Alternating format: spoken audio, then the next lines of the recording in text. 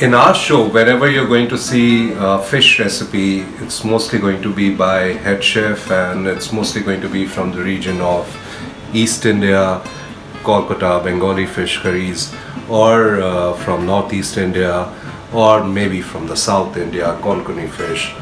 But today we are going, Oi Punjabi!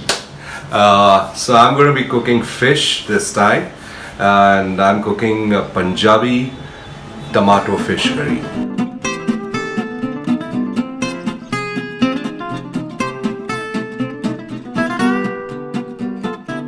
It's a favorite in my family, and I'm excited to show you how to do this.